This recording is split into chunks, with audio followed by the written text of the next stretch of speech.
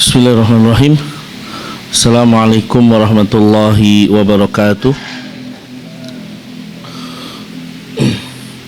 Alhamdulillahilladzi hadana lihada wa ma kunna linahtadiya laula an hadana Allah. Asyhadu an la ilaha illallah wahdahu la syarikalah wa asyhadu anna Muhammadan abduhu wa rasuluhu sallallahu alaihi wa ala alihi wa ashabihi wa man sara ala nahjihi wastanna bi sunnatihi ila yaumi liqaihi. Qala Allah Ta'ala ya ayyuhalladzina amanu taqullaha haqqa tuqatih wa la tamutunna illa wa antum muslimun.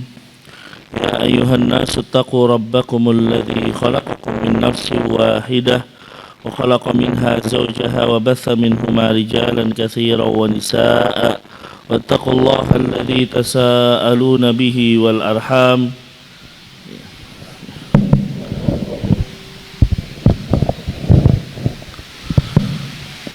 إن الله كان عليكم رقيبا يا أيها الذين آمنوا اتقوا الله وقولوا قولا سديدا يصلح لكم أعمالكم ويغفر لكم ذنوبكم ومن يطع الله ورسوله فقد فاز فوزا عظيما أما بعد فإن أصدق الحديث كتاب الله وخير الهدي هدي محمد صلى الله عليه وسلم وشر الأمور محدثاتها فإن كل محدثة في الدين بدعة وكل بدعة ضلالة وكل ضلالة في النار.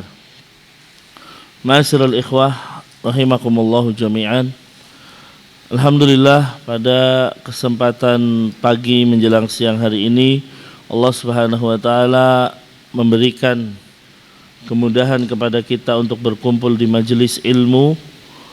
Maka tidak ada kata yang pantas kita ucapkan kecuali lantunan pujian rasa syukur kita kepada Allah karena bisa melaksanakan ketaatan-ketaatan yang ada.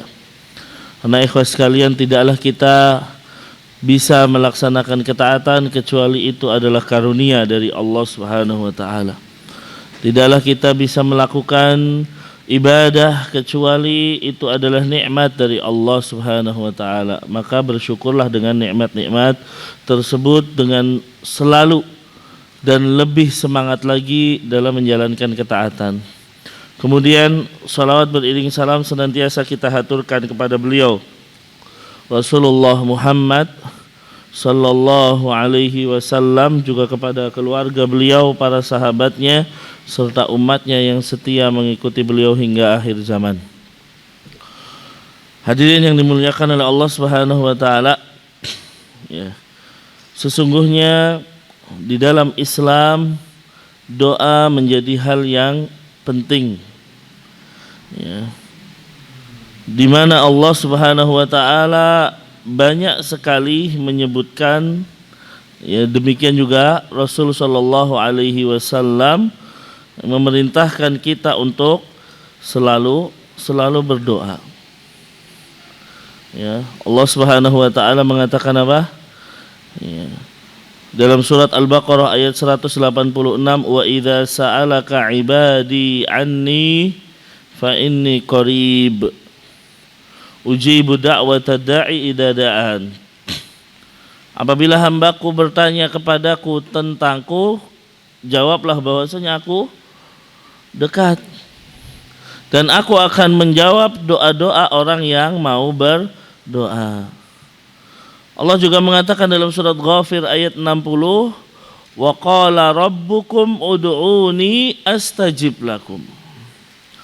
Ya, Tuhanmu berkata, berdoalah kepadaku maka aku akan kabulkan. Astajib lakum. Kemudian Allah mengatakan innal ladzina yastakbiruna an ibadati sayadkhuluna jahannama dakhirin. Sesungguhnya orang-orang yang sombong dari ibadah kepadaku. Sombong dari ibadah maksudnya tidak mau berdoa kepadaku. Apa balasannya? Sayadkhuluna jahannama dakhirin, maka dia akan masuk ke dalam neraka jahanam dalam keadaan hina. Ya, dalam keadaan hina. Nah, ya, dan ayat-ayat yang lain yang berkaitan tentang doa. Kemudian kita lihat di dalam hadis-hadis Nabi, ya, yang memerintahkan kita untuk berdoa, Pak. Ya, di antaranya dalam hadis qudsi Allah Subhanahu wa taala berfirman, "Ya ibadi, wahai hambaku, law anna awwalakum wa akhirakum wa insakum wa jinnakum qamu fi sa'idin wahidin fasa'aluni fa'ataitu kulla insanin mas'alatuhu aw mas'alatahu ma naqasa dzalika mimma indi illa kama yanqusul mihyatu idza udkhilal bahar." Kata Allah, wahai hambaku, seandainya yang pertama di antara kalian dan yang terakhir, ya, manusia maupun jinnya, dikumpulkan, mereka semua berdiri di dalam satu lembah, lalu semuanya minta kepadaku, fasa'aluni, kata Allah. Kemudian apa? Fa'ataitu kulla insanin mas'alatahu, lalu aku kabulkan permintaan mereka semua. Jadi orang pertama sampai orang terakhir ini berarti tidak semua manusia dan semua jin minta kepada Allah Subhanahu wa taala, lalu Allah kasihkan semuanya. Dikabulkan semuanya, ya, begitu dikabulkan semuanya, mana qasadzalika mimma ini, maka tidak akan ada yang berkurang yang ada di sisiku kecuali seperti apa? Ya, berkurangnya air yang ada di dalam jarum ketika dia dimasukkan ke dalam air kemudian diangkat. Ya, berarti air laut itu berkurang nggak, Pak? Ya, mungkin sedikit kurangnya. Ya, dibandingkan dengan air laut yang banyak itu. Berarti maksudnya apa, ikhwan sekalian? Allah itu, ya, luas karunia-Nya. Ketika kita minta, dengan misalnya berdoa, ya, dengan doa isinya mungkin 100 permintaan, ya, Allah tidak akan rugi, ya, tidak akan berkurang kekuasaan Allah Subhanahu wa taala. Ya, maka ini menunjukkan kita hendaknya banyak-banyak berdoa. Kemudian dalam hadis tadi diriwayatkan oleh Imam Muslim, kemudian hadis riwayat Muslim yang kedua, Allah Subhanahu wa taala berfirman, "Ana inda dhanni abdi bi." Aku sesuai dengan prasangka hambaku. Wa ana ma'ahu idza da'ani, dan aku akan bersamanya kalau dia, ya, berdoa kepadaku. Ya, berarti ikhwan sekalian, ini menunjukkan apa? Fungsi doa adalah agar Allah Subhanahu wa taala dekat dengan kita. Ya, ketika kita jarang berdoa, bisa jadi apa? Kita semakin menjauh dari Allah. Ya, oleh karena itu ikhwan sekalian, jangan berhenti untuk berdoa. Jangan lalui hari-hari kecuali dengan doa. Ya, taib.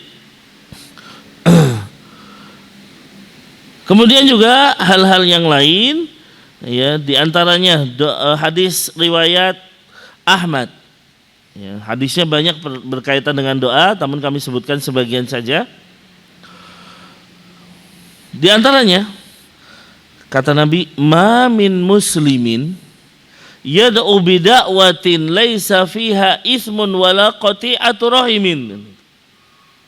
Tidaklah seorang muslim berdoa dengan satu doa yang tidak ada unsur dosa dan memutus tali silaturahim, ya, kecuali aku akan berikan salah satu di antara 3 hal.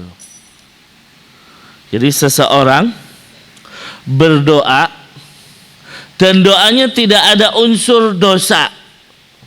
Ada nggak, Pak, doa mengandung unsur dosa? Ya.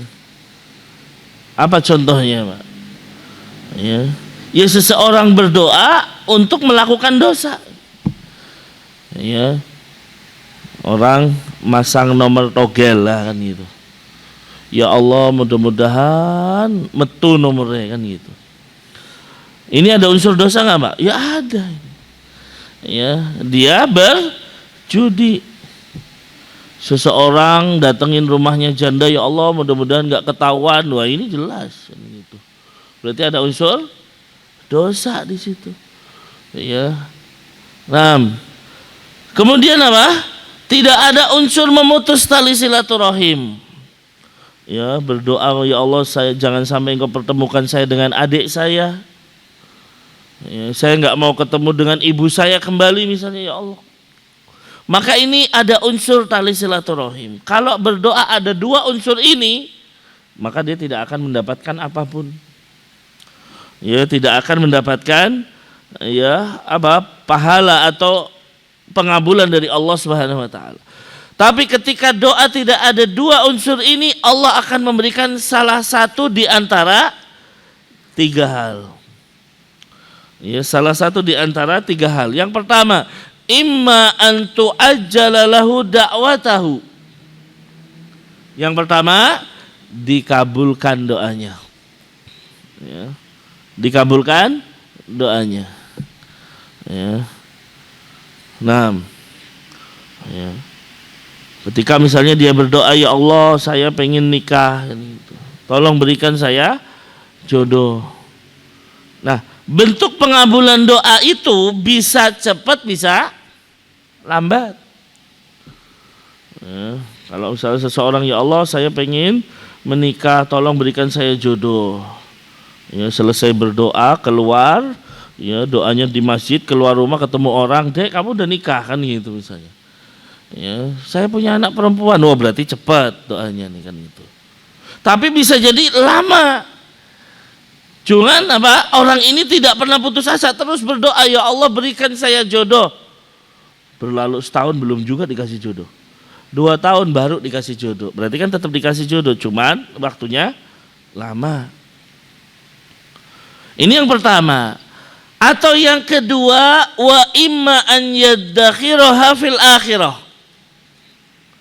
Atau yang kedua, ya, ini menjadi simpanan pahala di mana? Di akhirat. Ya, jadi dia berdoa terus, cuman nggak pernah dikabulkan, Pak. Tapi dia nggak pernah putus asa. Ternyata begitu meninggal, ya, dia dibangkitkan, ujuk-ujuk pahalanya banyak banget. Ya, apa ini? Ini simpanan doa-doamu. Jadi simpanan doa kita menjadi berbentuk pahala di akhirat. Kan nggak nyangka, Pak. Ya, kita hanya menegadahkan tangan, kita hanya meminta kepada Allah, ya Allah saya pengen haji. Terus dia berdoa, ya Allah saya pengen haji. Sampai meninggal nggak dikabulkan ternyata di dunia. Tapi ternyata subhanallah di akhirat berubah bentuk menjadi sebuah pahala. Nikmat, Pak. Ini yang kedua. Atau yang ketiga, wa imma an yakufa anhu minasu'i mislaha. Atau akan dipalingkan dari keburukan yang semisalnya. Apa maksudnya, Pak? Ya, artinya ketika dia berdoa, ya, mungkin dia tidak mendapatkan pengabulan dan tidak disimpan di akhirat, tapi ternyata Allah jadikan ini sebagai apa? Memalingkan dari keburukan. Seseorang berdoa, ya Allah saya harus bayar SPP hari ini. Saya butuh uang 5 juta hari ini, ya Allah tolong. Ya, terus dia berdoa dengan ikhlas, dengan tulus, dengan hati yang benar-benar khusyuk. Tapi ternyata ya sampai pagi atau sampai sore, dari pagi sore sampai besoknya nggak dikabulkan. Ya, tapi ternyata ikhwas sekalian, dia itu misalnya mau pergi ke satu tempat, ya. Biasanya dia pergi ke satu tempat lewat jalur utama, namun nggak tahu ini pergi ke tempat itu lewat jalur yang lain. Ya. Ternyata apa? Allah palingkan dia. Seandainya lewat jalur utama, dia akan kecelakaan. maka dia dipalingkan ke jalur yang lain. Nah, ini berarti apa? Dipalingkan dari keburukan yang semisalnya. Mungkin kalau kecelakaan dia habisnya sama dengan doa dia. Ya, harus menghabiskan uang sesuai permintaan 5 juta misalnya. Nah, ini bisa jadi terjadi seperti itu. Taib, maka ikhwas kalian lihat manfaatnya berdoa. Ya, kalau enggak dikabulkan ya jadi simpanan, kalau enggak jadi simpanan Pak, memalingkan dari keburukan, Pak. Ya, berarti ya, kalau kita doa rugi apa mboten, Pak? Enggak ada ruginya. Belas enggak ada ruginya. Makanya sahabat ngomong, "Ya Rasul, idzan nuksir, kalau gitu kita banyakin doa." Apa kata Nabi? Allahu aksar. Allah lebih banyak lagi karunia-Nya. Silakan. Sebanyak apapun kalian berdoa, Allah tidak akan berkurang kekuasaannya. Nah, taib, itu perintah bagi kita untuk berdoa. Nah, masuk kepada apa? Syarat untuk berdoa agar dikabulkan oleh Allah Subhanahu wa taala. Ya. Di sini dikatakan, "I'lamu anna du'a innama yanfa'u bi syurutin khamsah." Kita tahu doa tadi tidak akan rugi, tapi doa itu akan bermanfaat dengan 5 syarat. Apa saja? Yang pertama jelas ikhlas di dalam berdoa. Ya. Yaitu apa? Engkau mengarahkan dengan hatimu dan lisanmu kepada Allah Subhanahu wa taala dan menyandarkan hati kepada Allah Subhanahu wa taala. Ini namanya ikhlas. Makanya kan Nabi SAW berkata kepada Ibnu Abbas yang waktu itu masih remaja, apa kata Nabi kepada Ibnu Abbas? "Ya gulam, inni u'allimuka kalimat." Wahai anak kecil, wahai pemuda, saya ajarkan beberapa kalimat. Yang pertama, jagalah Allah, niscaya Allah menjagamu. Yang kedua, jagalah Allah, engkau akan mendapati Allah ada di depanmu. Kemudian apa? Wa idza sa'alta fas'alillah wa idza sta'anta fasta'in billah. Kalau kamu minta, mintalah kepada Allah. Kalau kamu memohon pertolongan, mohonlah kepada Allah Subhanahu wa taala. Jadi jangan minta kepada selain Allah. Karena doa itu ibadah, kalau dia minta kepada selain Allah, berarti dia terjatuh ke dalam kesyirikan. Ya, berarti dia terjatuh ke dalam kesyirikan. Ya, karena ibadah yang paling agung, Nabi mengatakan apa? Ad-du'a huwal ibadah. Doa itu intinya ibadah. Ya, bahkan dalam ibadah-ibadah kita kandungannya Pak, doa Pak. Kita sholat, kandungannya doa. Ya, kita misalnya menunaikan zakat misalnya, itu tujuannya apa? Itu berdoa juga kepada. Ya, makanya doa itu ada doa ibadah, ada doa masalah. Gitu. Doa ibadah adalah setiap ibadah yang kita lakukan ya doa. Meminta agar diselamatkan dari api neraka, ya, dan dimasukkan ke dalam surga. Kan tujuan kita ibadah itu.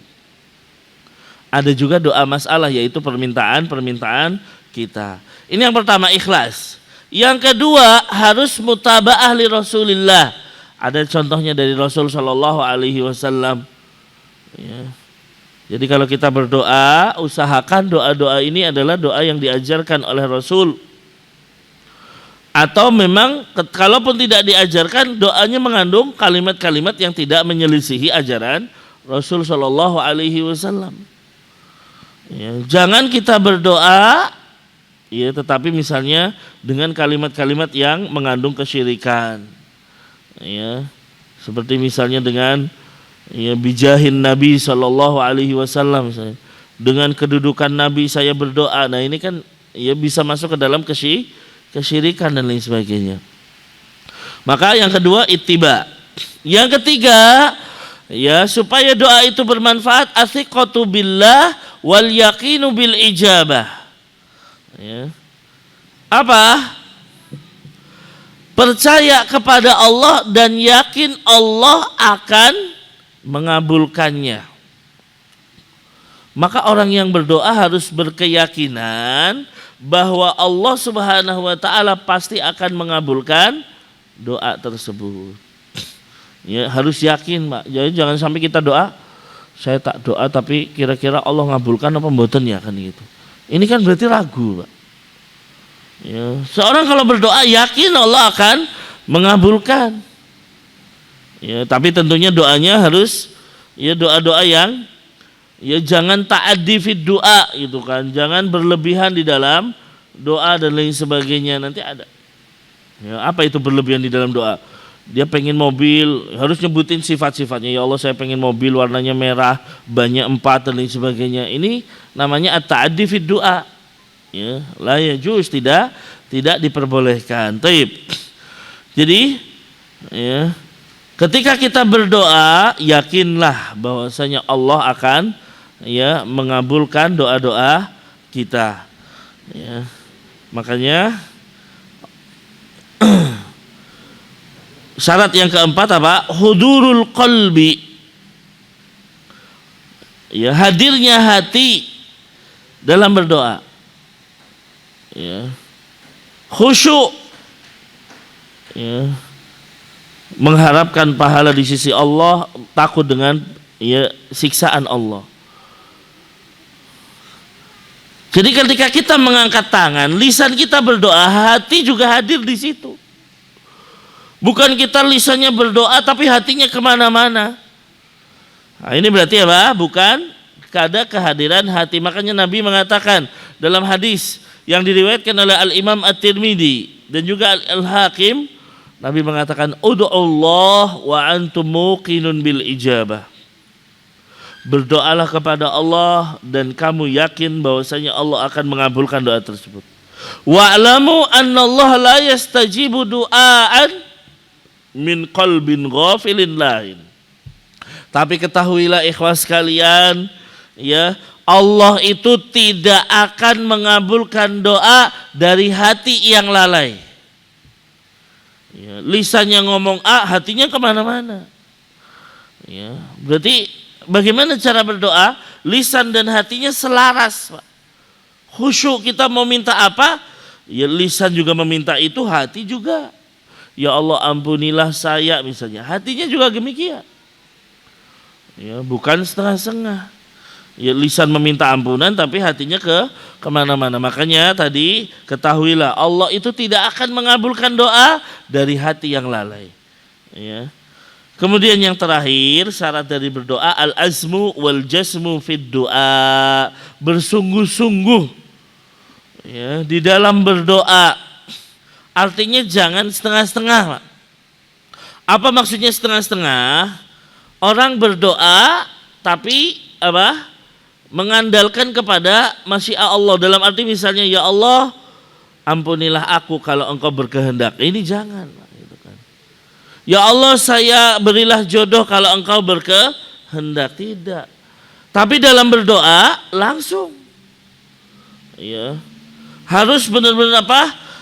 Bersungguh-sungguh, ya Allah ampunilah aku. Selesai. Gak usah ya Allah ampunilah aku kalau engkau berkehendak. Ya Allah berikan aku rizki kalau engkau berkehendak. Tidak. Tapi kita doa apa? Ya Allah berikanlah aku rizki yang berkah. Ya Allah berikanlah aku jodoh. Ya Allah berikan dan lain sebagainya. Karena nggak ada yang memaksa Allah. Fa innallaha la mustaqriha lahu. Nggak ada yang memaksa Allah. Ya, dan Allah siap untuk mengabulkan ya doa kita. Makanya Nabi mengatakan idza da'a ahadukum fala yaqul Allahumma ighfirli in syi'ta. Apabila salah seorang di antara kalian berdoa jangan mengatakan ya Allah ampunilah aku kalau engkau berkehendak. Tapi apa? Walakin liya'zimil mas'alah. Tetapi apa? Benar-benar bersungguh-sungguh saat meminta kepada Allah Subhanahu wa taala. Itulah syarat-syarat dari berdoa. Kita melangkah kepada bagian ya siapakah yang terkabul doanya? Ya, siapakah yang terkabul doanya? Nah, Ikhwan sekalian, ya, ada kelompok ya, manusia yang mereka adalah orang-orang yang terkabul doanya. Ya. Siapa saja? Yang pertama, ya, jelas al-anbiya war rusul. Yang pertama jelas apa? Para nabi dan rasul. Ya, mereka adalah orang-orang pilihan. Para nabi dan rasul adalah orang-orang yang Allah pilih untuk menyebarkan agama ini. Maka ya sudah pasti doanya terkabul. Ya, ketika mereka doa, Allah kabulkan. Ya, meskipun terkadang ada yang belum dikabulkan, tapi hukum asalnya para nabi dan rasul orang pilihan.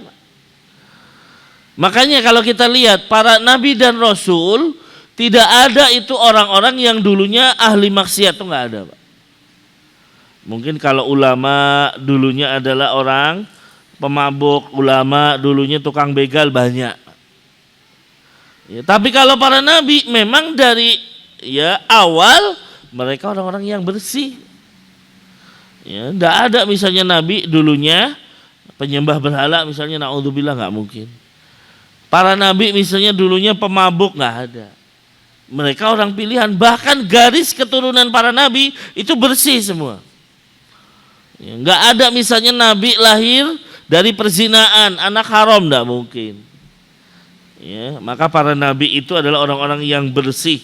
Kita lihat misalnya ya, Nabi Ibrahim, ya, meskipun ayahnya adalah pembuat patung, tapi beliau nggak pernah nyembah patung, nggak pernah melakukan kesyirikan. Loh Ustaz, kan Ibrahim pernah cari Tuhan. Berarti dia melakukan kesyirikan. Maka ikhwas sekalian, ya, itu bukan lagi mencari Tuhan, ya Pak ya. Jangan disalahartikan. Ibrahim itu berdakwah kepada banyak kaum. Satu, kaum penyembah berhala. Ya, yang kedua, kaum penyembah benda-benda langit. Kisahnya pada kaum penyembah berhala kan jelas, sampai beliau dibakar oleh Allah, oleh para kaumnya. Ya, kan dibakar itu, selesai sampai akhirnya diusir. Ya, selesai diusir, dia harus berjalan meninggalkan kampung, menemui kampung yang lain, ternyata banyak menyembah benda-benda langit. Lah gimana caranya dakwah kepada mereka? Ya, maka akhirnya pura-pura cari Tuhan. Ya, lihat bintang, bulan, matahari, oh ini Tuhan saya. Tapi maksudnya untuk mematahkan mereka bahwa ini bukan Tuhan. Nah ini. Jadi jangan disalahartikan Ibrahim ya melakukan kesyirikan dengan menyembah benda-benda tadi, tidak. Ya, dan nabi-nabi yang lain, tidak ada nabi pun yang dulunya adalah ya orang-orang yang rusak misalnya. Kalau dulu melakukan kesalahan mungkin. Ya, seperti Nabiullah Musa misalnya, pernah membunuh orang, tapi itu enggak sengaja. Ya, saking kuatnya pukulan Nabi Musa, Pak. Ya, hanya sekali pukul mati. Ya, hanya sekali pukul mati. Makanya ketika dalam kisah yang lain orang-orang Yahudi menganggap Nabi Musa itu memiliki alat kelamin yang kecil, tuduhan-tuduhan yang tak berdasar. Emang ini orang Yahudi kayak gitu, Pak. Nabinya sendiri digibahin. Padahal nabinya yang udah menyelamatkan mereka dari kejaran Fir'aun dan lain sebagainya, cuman digibahin. Musa itu nggak mau mandi sama kita, ya, karena biasanya orang-orang Yahudi itu mandi bareng di kali, bareng-bareng. Mereka mengatakan nggak mau mandi bareng sama kita karena memiliki kecacatan di dalam kelaminnya. Apa yang Allah lakukan? Ya, akhirnya Nabi Musa begitu lagi mandi telanjang, ya, ternyata baju-bajunya ditaruh di batu, batunya lari. Ya, batunya lari membawa bajunya Nabi Musa, dan Nabi Musa ngejar batu tersebut. Ya, tujuannya apa? Ya, begitu ngejar dilihat oleh orang-orang Yahudi, ternyata Nabi Musa ya sempurna. Ya, tidak ada cacat sama sekali. Ya, begitu sudah dikejar batu tersebut, kenalah batu tersebut, dia pukul batu tersebut. Ini batu loh, Pak. Dipukul, ternyata pukulannya apa? Membekas di batu tersebut. Karena memang Nabi Musa ya memiliki kekuatan ya di dalam pukulannya. Taib. Maka sekalian kembali kepada Nabi dan Rasul, mereka orang-orang yang bersih, mereka orang pilihan. Makanya di antara mereka ada yang berdoa, dikabulkan doanya. Di antara mereka ada yang berdoa agar diampuni dosa-dosanya, Allah kabulkan. Ya, contohnya siapa? Ya, Nabiullah Adam alaihi salam ketika melakukan dosa memakan ya buah yang terlarang. Makanya minta ampun sama Allah.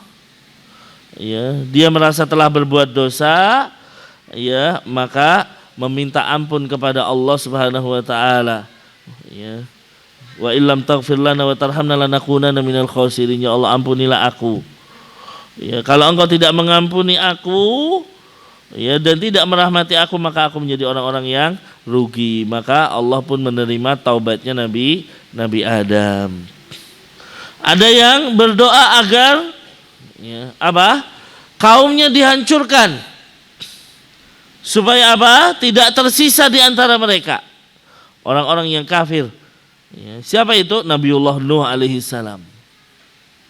Ya, Rabbi, ya, wahai Tuhanku, jangan kau sisakan di muka bumi ini orang kafir. Karena kalau mereka masih tersisa, mereka akan menyekutukanmu ya Allah. Ya, jadi Nabi Nuh berdoa seperti itu. Mungkin dari sisi ini dikatakan, oh Nabi Nuh kok nggak sabar ya kan? Sampai doanya meminta kepada Allah hancurkan semua orang-orang kafir. Seakan-akan Nabi Nuh nggak sabar. Padahal Nabi Nuh dakwahnya berapa tahun, Mbak? 950 tahun. Kurang sabar apa? Ya, Nabi Nuh baru berdoa ini ketika Allah mengatakan apa? Sudah Nabi Nuh, di antara mereka tidak akan ada yang beriman. Ya, akhirnya apa? Allah perintahkan Nabi Nuh dan pengikutnya yang jumlahnya sedikit, ya, sekitar 80-an orang, 85 dan lain sebagainya, berserta keluarganya naik di atas kapal. Ya, kami akan hancurkan orang-orang kafir tersebut. Maka baru Nabi Nuh berdoa, ya Allah, jangan sisakan orang kafir. Ya, begitu sudah naik kapal, mulailah banjir muncul. Habis semuanya, Pak. Ya, habis semuanya itu manusia yang ada di muka bumi ini. Yang selamat tinggal siapa, Pak?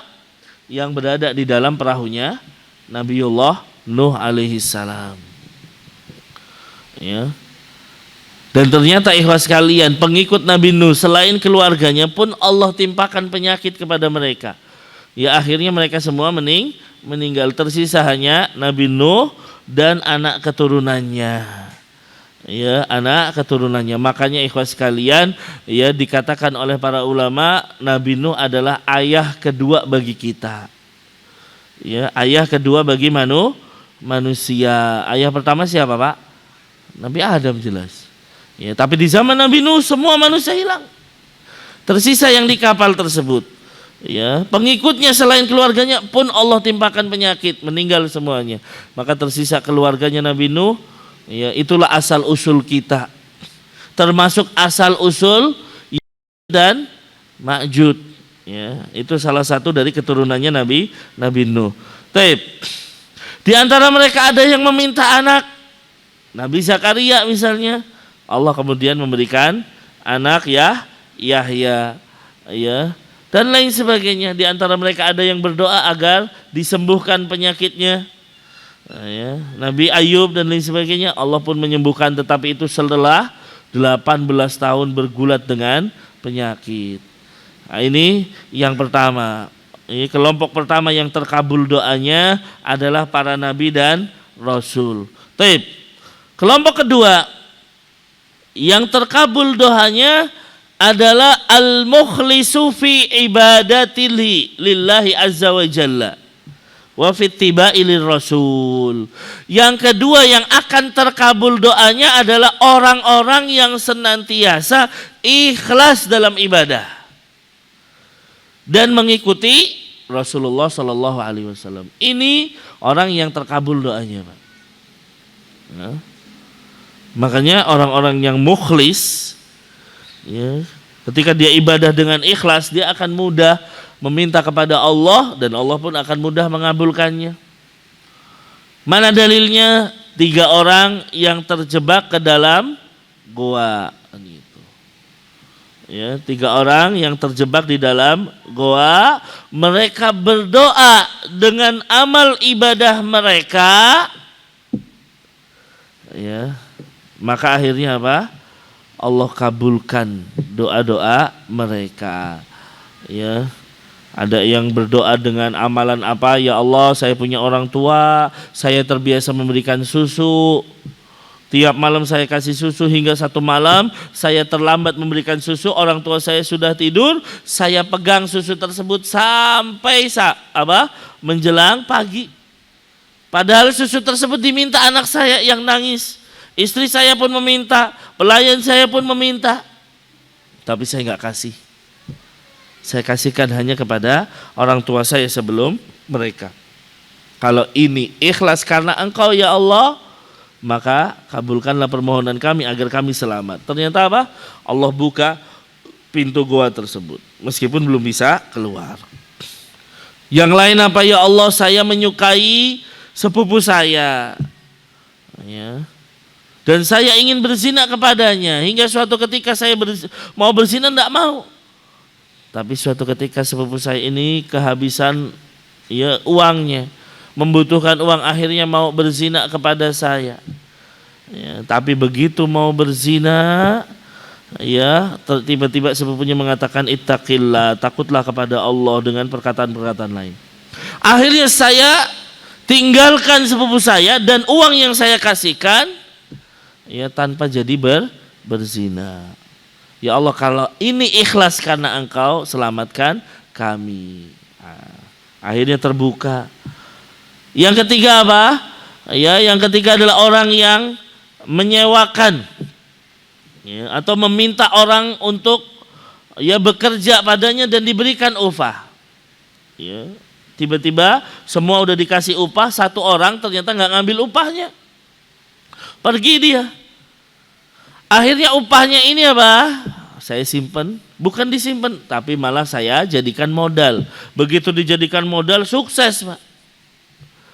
Ya, sukses apa? Bisa punya kambing banyak, bisa punya sapi, bisa punya macam-macam, Pak. Hingga beberapa tahun datanglah yang memiliki upah tadi, wahai fulan, saya nagih upah saya dulu belum dibayar. Kata saya, ini upahmu semua. Ditunjuk tuh kambing, sapi dan binatang ternaknya, tanah dan lain sebagainya. Ya. Kata dia, kamu jangan bercanda. Saya minta upahnya sedikit dulu. Tapi dia mengatakan ini upahnya kamu. Ya, silahkan ambil. Ternyata dia ambil semua upahnya itu tanpa tersisa buat yang ya memutar upah tadi, ya, tidak diberikan apapun. Maka kata dia, kalau ini ikhlas karena Engkau ya Allah, ya, maka selamatkan kami. Allah kabulkan, terbuka pintu goa. Ya, yang jadi syahid di sini apa? Mereka mengatakan, ya Allah, kalau ini ikhlas karena Engkau, berarti orang yang ikhlas itu mudah terkabul doanya. Oleh karena itu berusahalah di dalam beribadah untuk ikhlas. Karena setan itu tidak akan mungkin membiarkan hamba-hambanya ikhlas. Ya, ketika kita ibadah sholat misalnya, ya, sholat sunnah aja coba. Nabi mengatakan apa? Saya lebih mengkhawatirkan, ya, yang lebih aku khawatirkan menimpa kalian daripada berita tentang Dajjal, daripada kemunculan Dajjal. Apa itu? Asyirkul khafi, kata Allah, kata Rasul sallallahu alaihi wasallam. Apa itu syirkul khafi? Seseorang sholat, ya, dia sholat sunnah. Begitu datang temannya, begitu datang orang di sampingnya, lalu apa? Setan membisikkan, tuh di sampingmu ada orang, perbagus sholatmu, perbaiki sholatmu supaya khusyuk. Ya. maka dia pun melakukannya. Ini namanya syirkul khafi, Pak. Tadinya sholatnya ikhlas, tapi begitu ada samping orang duduk misalnya, dia mulai memperbaiki sholatnya. Ya karena ada orang di sampingnya. Nah ini kan berarti apa? Riyaan, nggak ikhlas, Pak. Ya, maka ini lebih ditakuti oleh Nabi daripada Dajjal. Karena secara otomatis sholat yang dia lakukan hilang pahalanya. Ya. Ini ya, jadi sulit buat kita untuk ikhlas, Pak, tapi bisa. Ya, makanya ketika kita lagi ibadah, setan muncul untuk menjadikan kita itu riya, lawan itu. Ketika kita melawannya, maka insya Allah tidak akan memudaratkan kita, Pak. Ya. Ini kalau misalnya nggak bisa riya, maka setan datang dengan jalan yang lain. Apa itu? Ya, ujub bisa jadi. Seorang bangun di malam hari untuk sholat malam, nggak ada yang lihat otomatis ya, Pak. Mau riak gimana, semuanya pada tidur. Ya, mungkin nggak bisa riak di situ, tapi apakah setan diam aja? Enggak. Ya, dia akan memberikan apa? Ujub kepada dirinya. Ya, makanya setan mengatakan tuh, kamu paling hebat di rumah ini. Yang lain tidur, cuma kamu yang sholat. Nah, muncul ujub sini. Ya. Jadi apa? Hilang lagi pahala kita, Pak. Ya, maka sulit mempertahankan pahala. Ya, dengan kita mengikhlaskan ibadah kepada Allah Subhanahu wa taala. Makanya ganjarannya orang yang ikhlas dikabulkan doanya. Ya, dikabulkan doa-doanya oleh Allah Subhanahu wa taala. Berusahalah untuk ikhlas. Ya, maka kita berusaha untuk ikhlas. Baik. Kemudian ikhlas kalian, golongan yang terkabul doanya adalah yang senantiasa mendoakan saudaranya tanpa sepengetahuan yang didoakan. Mendoakan apa, Pak? Saudaranya tanpa sepengetahuan yang didoakan. Namanya doa bidohril ghaibi. Namanya doa bidohril ghaib, artinya mendoakan tanpa sepengetahuan orang yang didoakan. Ya, jika misalnya saudara kita lagi sakit, kita doakan di keheningan malam, ya Allah sembuhkanlah saudara saya, sembuhkanlah Fulan, sembuhkanlah Alan dan lain sebagainya.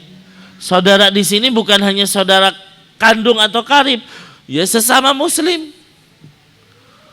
Ya, kita doakan. Ya Allah, mudah-mudahan usaha teman saya sukses gitu kan. Itu bukan doanya di depan temannya, doakan ya saya sukses, mudah-mudahan usahamu sukses. Ini bukan.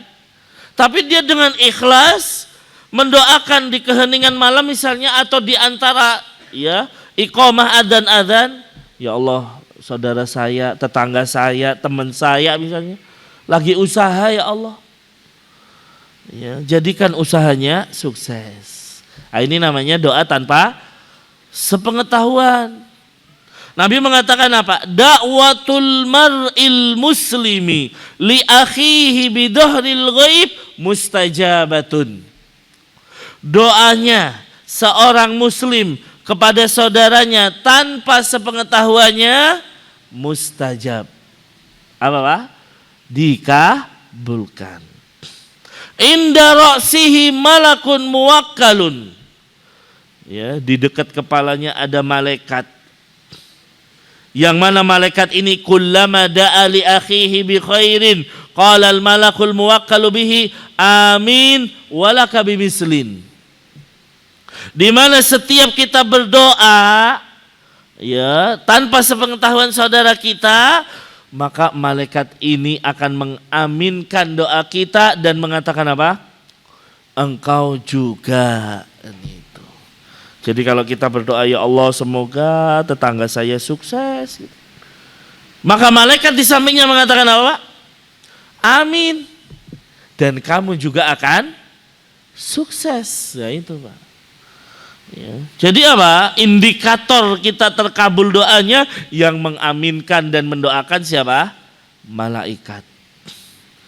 Ya, padahal doanya malaikat insya Allah terkabul, makhluk paling bersih, nggak bermaksiat, Pak. Ya, maka rajin-rajin kita mendoakan saudara kita, Pak. Ya, rajin-rajin kita mendoakan saudara kita. Ya, dan ini biasanya sulit, Pak. Ya, tidak doain diri sendiri aja jarang kan gitu ya, Pak ya. Apalagi doain orang lain. Makanya Pak, seandainya misalnya jenengan buka ya, toko kelontong, lalu di sampingnya buka toko yang sama, kira-kira doanya apa Pak? Pak, ya, kira-kira doanya apa? Ya, mungkin ya nggak tahu, kalau di sini insya Allah doanya baik ya. Ya Allah, mudah-mudahan tonggoku bangkrut kan gitu. Mungkin malaikat akan mengaminkan, amin, kamu berarti sama-sama bangkrut akhirnya, Pak. Nah itu ya, makanya ikhwas sekalian, kalau kita misalnya buka apapun, buka usaha, kok ternyata di dekat kita ada usaha, jangan doakan kebangkrutan. Ya Allah, itu doa apa, usahanya sama, mudah-mudahan dia sukses. Maka kata malaikat apa? Amin. Kamu juga akan sukses, dan ini terkabul doanya insya Allah, Pak. Karena Nabi mengatakan apa? Mustajabatun. Doa tanpa sepengetahuan saudara kita pasti mustajab. Ya, maka gampang-gampang mendoakan saudara kita sehingga kita sama-sama sukses misalnya. Kita itu terkadang lebih besar rasa iri dan dengkinya sehingga mendoakan keburukan, naudzubillah.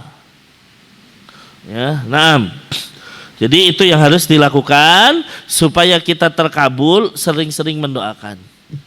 Ya, makanya ya, ada seorang syekh mengatakan, ya, pernah ditanya Syekh, doakan nanti di sholat engkau, di doa engkau apa? Agar saya nikah. Kata Syekhnya nggak mau kan gitu. Ya, tidak mau. Loh kenapa Syekh? Kenapa Syekh? Gitu. Loh, Nabi mengatakan demikian, kalau saya doakan nanti terkabul, nanti saya nikah lagi ya gitu kan, bahaya. Ya Allah, mudah-mudahan fulan cepat nikah. Kata malaikat apa? Amin. Kamu juga nambah berarti istri kita insya Allah, Pak, kan gitu. Nambah insya Allah. Nah ini, maka kalau mau doain supaya bisa poligami, doain orang lain supaya nikah, Pak. Insya Allah bisa poligami, tapi jangan bermasalah poligaminya ya, Pak. Ya. Nah, itu golongan yang ketiga yang terkabul doanya. Golongan yang keempat, ya. Loh, ini ada acara apa itu Pak? Ya. Dekat sini apa jauh ini? Oh, lewat.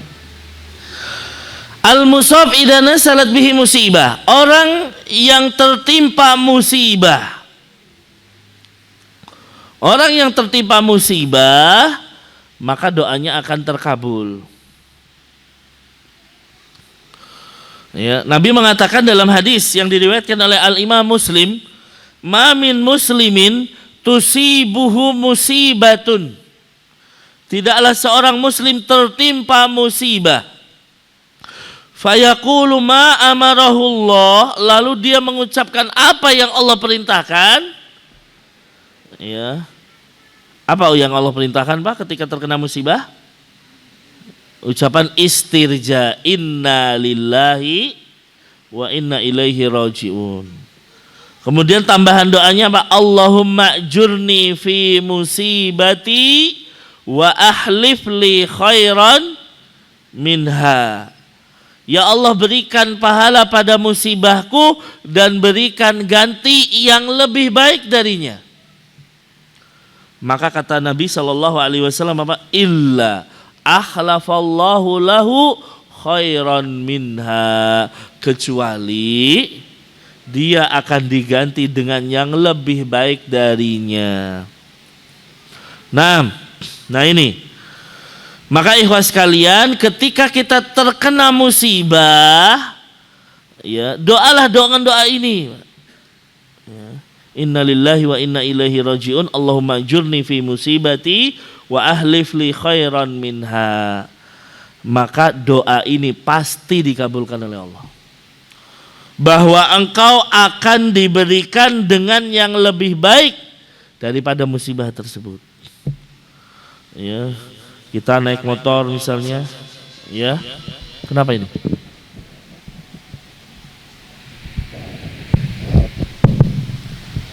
Oh, misalnya kita naik motor, tiba-tiba kecelakaan, maka ya kita katakan inna lillahi wa inna ilaihi rajiun. Allahumma ajurni fi musibati wa ahlif li khairam minha. Ya. Apa itu? Bisa jadi Allah akan berikan pahala yang lebih baik di situ. Atau Allah akan angkat derajatnya yang lebih tinggikan. Ini lebih baik daripada musibah yang menimpa kita. Ya, maka ya jangan sampai ketika kita terkena musibah kok malah ya marah dengan Allah Subhanahu wa taala. Ya, ketika kita terkena musibah kok malah ya menanyakan, ya Allah kenapa saya terkena musibah? Nah, ini salah. Ya, yang ini adalah hal yang tidak diridhoi oleh Allah Subhanahu wa taala. Ya, makanya ikhwas sekalian, ketika kita terkena musibah, kewajiban kita jelas bersabar. Ya, dan mengucapkan apa? Istirja. Itu yang diwajibkan untuk kita. Innalillahi wa inna ilaihi raji'un.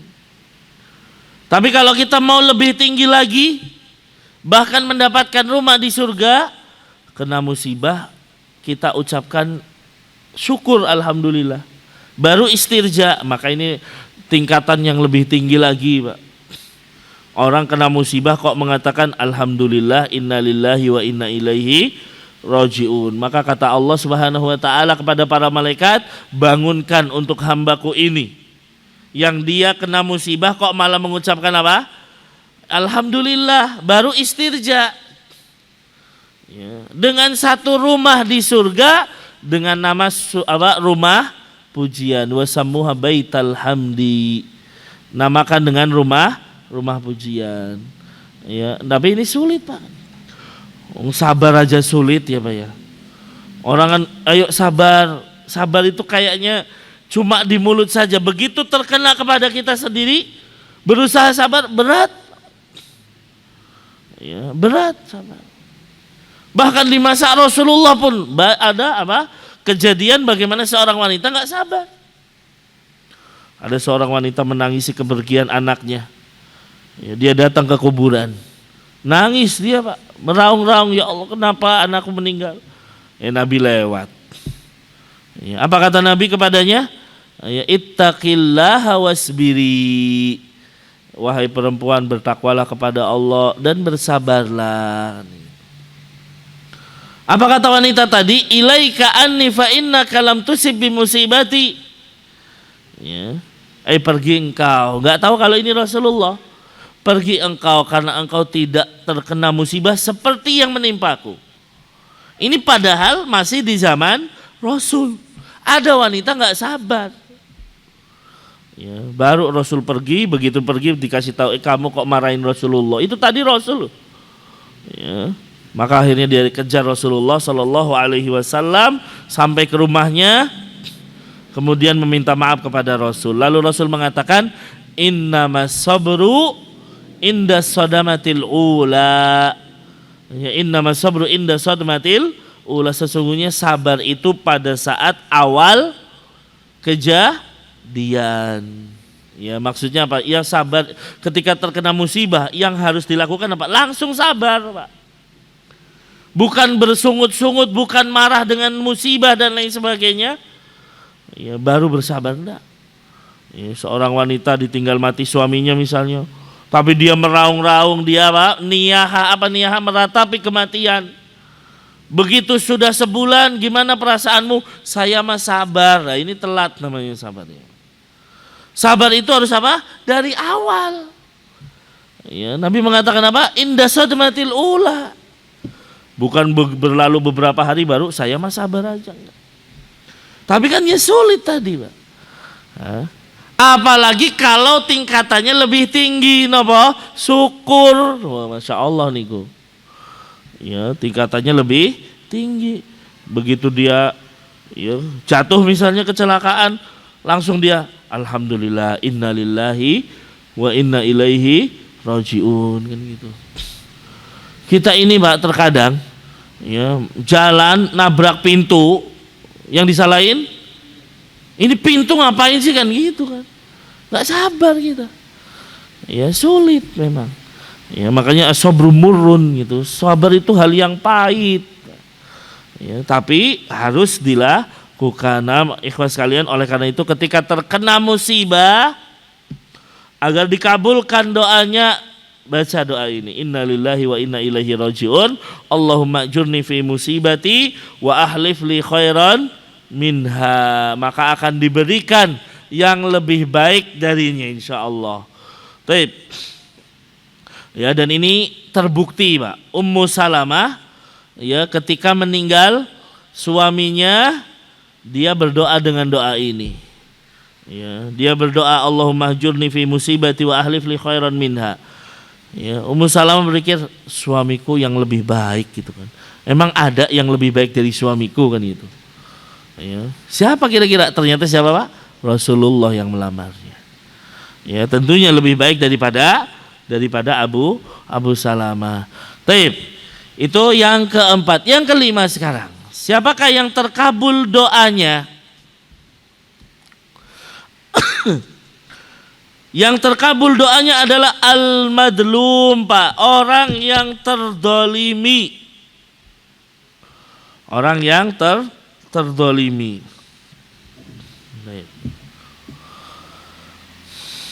Jadi orang yang terdolimi jelas-jelas dia akan dikabulkan. Meskipun mungkin dia orang yang ahli maksiat misalnya. Atau bahkan pun dia itu mungkin orang non-muslim. Tapi bisa jadi terkabul doanya karena sebab dizolimi.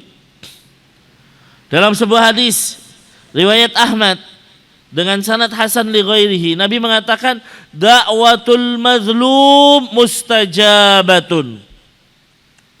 Doanya orang yang terdolimi pasti dikabulkan. Wa in kana fajiran fafujuruhu ala nafsihi. Kalau orang itu ahli maksiat, fajir Pak. Ya. Ada misalnya tukang judi kok didolimi kan gitu. Nabi mengatakan meskipun orang itu ahli maksiat, maka kemaksiatannya hanya kembali kepada dirinya, tetapi dia tetap dikabulkan doanya. Maka hati-hati terhadap doanya orang yang terdolimi. Karena ketika kita mendolimi, dia bisa berdoa apapun. Padahal hakikatnya kita tidak boleh mendoakan kejelekan misalnya. Tapi pada saat orang yang terdolimi mendoakan kejelekan, ini pengecualian baginya. Boleh bagi dia mendoakan kejelekan. Ya, seseorang misalnya ya, mengambil batas patok tanahnya, lalu yang diambil mengatakan ya Allah, ya semoga ya apa? Orang tersebut patah kakinya, bisa Pak. Allah kabulkan mungkin. Maka hati-hati dengan mendolimi orang lain. Kita mendolimi baik dengan lisan kita bisa, bahkan mendolimi dengan lisan juga berat Pak. Ya, menyakiti dengan lisan itu adalah satu hal yang berat juga. Ya, atau mendolimi dengan tangan kita, dengan kaki kita dan lain sebagainya, hati-hati. Karena Nabi mengatakan apa? Wattaqi da'watal madlum fa innaha laisa bainaha wa bainallahi hijab. Hati-hati dengan doanya orang yang terdolimi, karena antara dirinya dengan Allah sudah enggak ada sitar lagi. Sudah enggak ada lagi pembatas. Jadi langsung dikabulkan insyaallah doanya. Ya, maka ini yang harus diperhatikan. Itu yang kelima. Yang keenam, orang-orang yang terkabul doanya adalah da'watul musafir wa da'watul walidi liwaladihi wa shaim. 3 golongan tercampur dalam satu hadis. Doanya orang yang musafir, doanya orang tua terhadap anaknya, dan doanya orang yang puasa. Ya, dalam hadis yang diriwayatkan oleh Al-Imam Al-Baihaqi dengan sanad yang sahih, Nabi sallallahu alaihi wasallam bersabda, "Salasud da'awatin la turaddu." Ada 3 doa yang itu tidak akan ditolak. Apa saja? Yang pertama, da'watul walid liwaladihi. Doanya orang tua untuk anaknya. Maka ikhwas sekalian, kita sebagai orang tua jangan putus mendoakan anak-anak kita, Pak. Apalagi kita berada di zaman yang fitnah semakin merajalela, ujian semakin merajalela. Ya, kemerosotan dan kerusakan akhlak semakin terlihat. Maka doakan, ya Allah, jagalah anak saya dari keburukan akhlak, dari kemerosotan akhlak dan lain sebagainya. Ya, ini terus kita sampaikan, Pak. Ya, jangan sampai kita ini tidak pernah mendoakan anak kita. Ya, al jaza'u min jinsil amal, kata sebagian kalimat. Balasan sesuai dengan amalan kita. Kalau nanti kita sudah di alam kubur pengen didoakan anak kita, makanya sekarang doain anak kita, Pak. Ya Allah, jadikan anak kita anak-anak yang soleh, ya Allah. Itu terus, jangan bosan. Ya, supaya apa? Nanti ketika kita sudah meninggal, gantian mereka yang mendoakan kita, insya Allah. Ya, oleh karena itu sekali lagi, sebagai orang tua jangan putus mendoakan anak-anaknya kebaikan, dan jangan sekali-kali mendoakan keburukan, Pak. Nabi mengatakan, la tad'u ala auladikum. Jangan doakan keburukan terhadap anak-anak kalian. Karena dikhawatirkan apa?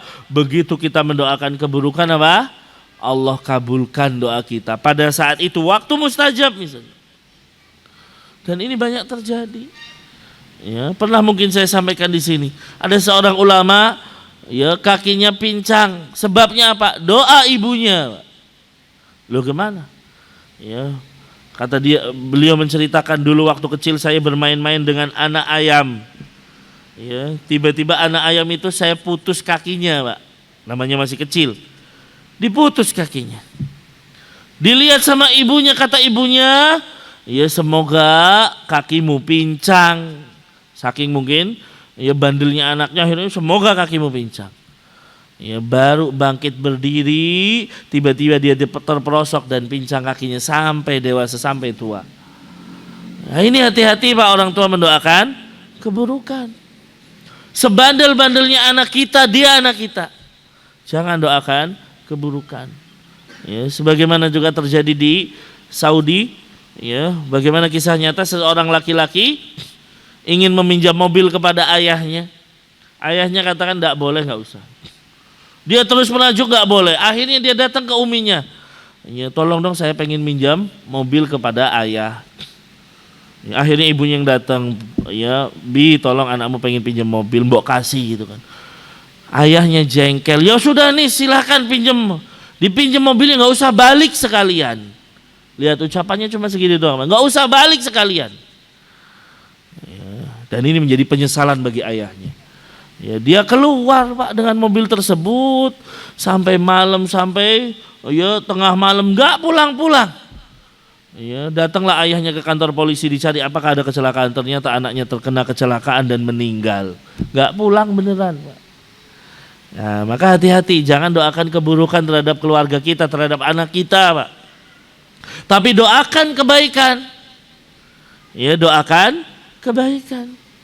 Ya, makanya pernah mungkin saya sampaikan, ya, kisah dari Ustadz Farid Qasim An-Nus. Ya, mungkin kenal dengan beliau. Beliau menceritakan dulu ada seorang anak, ya, yang dia tidak jadi mengkonsumsi narkoba. Ya, ceritanya bagaimana? Ya, jadi ada seorang remaja, dia mengatakan, ya sudah, ya ditawarin narkoba, awalnya nggak mau, akhirnya apa? Dia katakan, udah besok saya akan cicipin narkoba. Kayak apa sih rasanya? Ya, besoknya akan dikasih pil tuh oleh seorang, ya, temannya. hingga besoknya dia siap-siap untuk mengkonsumsi narkoba tersebut. Tiba-tiba sama yang ngasih narkoba diambil topinya, Pak. Ya, dia pakai topi, dilepas topinya, kemudian lari. Ya, akhirnya dia marah, saya nggak bakal mau obat dari kamu kan gitu. Akhirnya nggak jadi, ya meminum narkoba. Usut punya usut, ditanya, ternyata apa? Ini akibat doa dari ibunya. Ibunya hanya mengatakan, ya Allah, jagalah anak saya. Terus dia berdoa setiap hari. Ya Allah, jagalah anak saya. Ya. Dan ternyata apa? Seharusnya dia minum narkoba atau merasakan narkoba, nggak jadi. Kenapa? Berkat doa dari ibunya. Maka ikhwas sekalian, doakan kebaikan. Ya Allah, jagalah anak-anak kita. Jadikan anak-anak kita sebagai anak yang solihah. Jadikan anak-anak kita sebagai orang-orang yang mendirikan sholat. Terus doain, Pak. Ya, jangan bosan. Kemudian apa? Wada'watus shaim, jelas. Orang yang puasa, dari semenjak dia berpuasa di pagi hari sampai dia berbuka, waktu terkabul bagi dirinya. Ya, as-shaimu hatta yuftir. Ya, semenjak dia berpuasa sampai dia berbuka itu doanya terkabul. Makanya kalau lagi puasa, dan ini umum, Pak, bukan puasa Ramadan tok, bahkan puasa sunnah yang kita lakukan menjadikan doa kita terkabul. Yang ketiga adalah doawatul musafir. Orang yang sedang safar adalah salah satu waktu, salah satu keadaan terkabulnya doa. Maka ketika musafir, ya jangan putus untuk berdoa. Doa apapun itu. Ya, doa apapun. Kemudian ini yang keenam, yang ketujuh, ya orang-orang yang terkabul doanya, ya alladzi yad'u bida'wati dzinun Yunus. Orang yang berdoa dengan doanya Zinnun. Siapa Zinnun? Nabi Yunus alaihi salam. Pada saat dia itu apa? Sedang berada di perut ikan. Apa yang diucapkan? Ada yang tahu, Pak? La ilaha illa anta subhanaka inni kuntu minadz zalimin. Ya, maksudnya apa? Ya, ini yang terucap ketika Nabi mengatakan da'watul dzinnun idza da'a biha wa huwa fi batnil khut. Doanya atau zikir yang diucapkan Nabi Yunus pada saat berada di perut ikan. Ya, makanya ikan ini tidak berhasil dan tidak mungkin bisa memakan atau menghancurkan jasadnya Nabi Yunus karena Allah mengharamkan ya untuk jasadnya para nabi itu hancur, nggak mungkin. Makanya Nabi Yunus utuh di perut ikan. Apa yang diucapkan Nabi Yunus? La ilaha illa anta subhanaka inni kuntu minadz zalimin. Kata Nabi, fa innahu lan yad'u biha muslimun fi syai'in qattun illa istajaba Allahu lahu. Siapa yang mengucapkan ya zikir tadi lalu dia berdoa, maka tidaklah seorang muslim berdoa dengan hal tersebut kecuali Allah pasti kabulkan. Kecuali Allah pasti kabulkan. Hadis ini sahih riwayat Tirmidzi dan Imam An-Nasa'i juga Imam Ahmad. Berarti maksudnya apa, Pak? Sebelum berdoa ya kita awali tentunya ya dengan salah satu tadi, dengan dzikir tadi, la ilaha illa anta subhanaka inni kuntu minadz zalimin. Baru kita berdoa, Pak. Ya, baru kita berdoa. Ya. Maka ada berdoa tentunya banyak, Pak. Kalau kita bicara ada berdoa, ya tentunya diawali dengan pujian, sholawat, kemudian dengan dzikir-dzikir ini. Jadi kita itu kalau berdoa jangan langsung ya Allah saya minta ini, enggak. Ya. Awali mungkin dengan alhamdulillah, Allahumma sholli ala Muhammad, kemudian dengan la ilaha illa anta subhanaka inni kuntu minadz zalimin. Kita baca 3 kali, baru kita berdoa, ya Allah. Ya, maka insya Allah doa kita pasti terkabul. Kenapa? Yang berbicara Rasul Shallallahu Alaihi Wasallam. Tidaklah seseorang berdoa diawali dengan dzikirnya Nabi Yunus, maka pasti Allah kabulkan badinya. Ya, maka pasti Allah kabulkan. Ya. Kemudian yang selanjutnya, mereka yang terkabul doanya adalah asyaribu lima zamzami biniyatin salihah. Orang yang meminum air zam-zam dengan niat yang baik, ya, dengan doa yang baik, maka doanya akan dikabulkan oleh Allah. Karena Nabi mengatakan dalam hadis yang diriwayatkan oleh Imam Ibnu Majah dan juga Imam Ahmad, disahihkan oleh Syekh Al-Albani rahimahullah, dihasankan oleh Syekh Al-Albani rahimahullah, Nabi mengatakan ma'uz zamzam lima syuribalahu. Air zam-zam tergantung niat yang meminumnya. Artinya apa ikhwas sekalian? Kalau yang meminumnya menginginkan kesembuhan badannya, Allah pasti sembuhkan.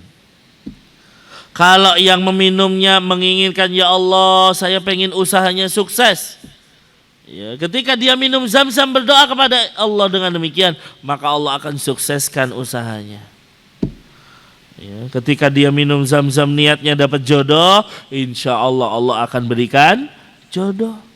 Ketika meminumnya niatnya menghafal Al-Quran, Allah bantu dia akan dengan menghafal Al-Quran. Makanya Pak, ketika ada orang pulang umroh gitu, atau pulang haji, ya, jangan oleh-olehnya yang diminta, ya, mana bajunya, mana kormanya, mana kacangnya, coklatnya, enggak. Tapi apa?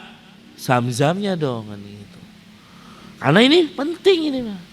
Ya, air zam-zam ini menjadi sebuah hal yang menjadi pengabul doa kita. Silahkan Bapak minum dengan niat apapun, tapi niatnya yang baik tentunya. Ya, orang yang sakit, ya Allah sakitnya nggak sembuh-sembuh, maka minumin zam-zam. Ya, karena zam-zam itu adalah sebuah keberkahan, Pak. Satu-satunya air yang diberkahi adalah air zam-zam. Ya, maka jangan sampai kita ini, ya, ketika minum air zam-zam kok nggak berdoa, rugi. Ya, karena Allah pasti akan kabulkan bagi peminum air zam-zam. Nah, kemudian, ya, yang terkabul doanya, ya, yang ketujuh, yang keberapa Pak? 9. Maaf. Al-hajj wal mu'tamir wal ghazi fi sabilillah. Orang yang menunaikan ibadah haji atau umrah dan orang yang berperang di jalan Allah. Ya. Maka orang yang menunaikan ibadah haji, menunaikan umrah atau sedang berperang di jalan Allah, ketika dia mengangkat tangan pasti Allah kabulkan doanya. Hadisnya riwayat Ibnu Majah dengan sanad yang hasan, Nabi mengatakan al-ghazi fi sabilillah wal hajj wal mu'tamiru wafdullah. Orang yang berperang di jalan Allah, juga orang yang melaksanakan ibadah haji atau melaksanakan umrah adalah utusan-utusan Allah. Da'ahum fa'ajabuhu. Mereka berdoa, maka ya Allah memanggil mereka, lalu mereka datang. Wasa'aluhu fa'atahum. Maka ketika mereka minta kepada Allah, berdoa kepada Allah, pasti Allah akan memberikan kepada mereka. Ya, jadi ketika da'ahum, Allah manggil mereka, ayo, ya, berperang, ayo haji, ayo umroh, mereka datang. Maka balasannya buat mereka apa? Ya Allah kabulkan setiap permintaan mereka. Oleh karena itu ibadah haji dan umrah, ya, ketika melaksanakan ibadah haji perbanyak doa. Terlebih lagi di tempat-tempat yang mustajab misalnya, ya, saat sa'i atau ya di depan Ka'bah, di belakang Hijr Ismail dan semuanya silakan. Ketika ke Madinah dia berada di Raudhah, ini tempat-tempat yang bisa terkabul doanya. Padahal dia sedang melaksanakan umrah misalnya, maka dia akan terkabul doanya berlipat ganda. Ya, maka orang-orang yang umrah atau haji jangan lupa untuk berdoa. Kemudian saya percepat, waktu ini udah mau duhur. Az-zakiru lillahi katsiran. Orang yang terkabul doanya adalah orang yang banyak berzikir. Kalau dia banyak berzikir kepada Allah, maka akan mudah terkabul doanya. Ya, dia banyak berzikir baik dalam kondisi duduk, berdiri dan lain sebagainya. Bahkan dalam posisi tidur pun dia berzikir. Ya, karena zikir banyak, Pak. Ada zikir yang mutlak. Ya, dia mengucapkan subhanallah sebanyaknya, dia mengucapkan Allahu Akbar sebanyaknya. Boleh. Ya. Dia nggak pernah tinggal zikir pagi sore, dia nggak pernah tinggal zikir untuk menjelang tidur. Berarti dia banyak berzikir. Nabi mengatakan, salasatun la yuraddu du'auhum. Ada 3 golongan yang tidak akan tertolak doanya.